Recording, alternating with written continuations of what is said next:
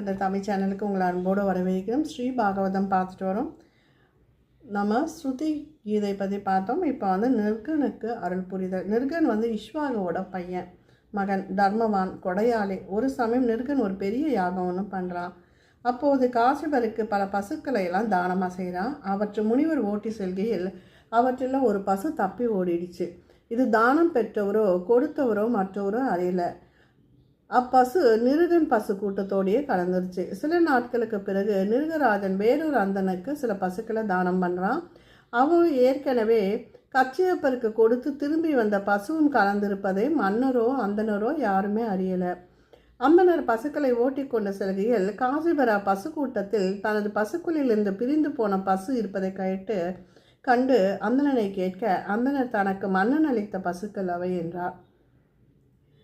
பிறகு காசியப்ப நிருகனிடம் சென்று, எனக்கு அளித்த பசுவை மறுபடியும் அந்தனருக்கு எப்படி அளித்தாய் என்று கோபித்தார். அப்போது மன்னன் தனக்கு தெரியாமல் நேர்ந்த தவறு அது என்றும் தன்னை மன்னிக்க வேண்டும் என்றும் கேட்டுக்கொண்டான். மேலும் அந்த பசுவிற்கு ஈடாக 1000 பசுக்கள் கொடுப்பதாக சொன்னான். ஆனால் காசிபுரு அதே பசுதான் வேண்டும் என்றார்.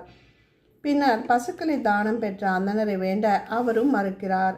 அப்போது காசிபர் நிருகனை இனி ஓனானை போல் நடக்காதே என்று கூறி செல்றார். நிருகன் மரணம் அடைந்த பின்னு யமனிடம் எடுத்து செல்லப்பட யமயன் நிருகன் பல புண்ணியங்களை செய்திருந்த போதும் அறியாமல் செய்த பாவம் பசுவின் காரணமாக முனிவர் கோபத்திற்கு ஆளானது என்று கூறி, முதலில் பாவ பலனா அல்லது ஸ்வர்க்க போகமா எதை அனுபவிக்க போகிறான்னு நிருகனிடம் கேட்கிறார் யமதர்மராஜா. நிருக மகாராஜா சிறிய பாப பலனை முதலில் பெறுவதாக கூற ஓனானாக மாறி பூமியில் வீழ்ந்தான். பின்னர் துவாபர யுகத்தில் ஸ்ரீ கிருஷ்ணன் தொட பாப விமோசனம் பெற்று திவ்ய சரீரம் பெற்றான். அடுத்த ஒரு பதிவில் பலராமன் தீர்த்த யாத்திரையை பற்றி பார்க்கலாம். நன்றி, வணக்கம்.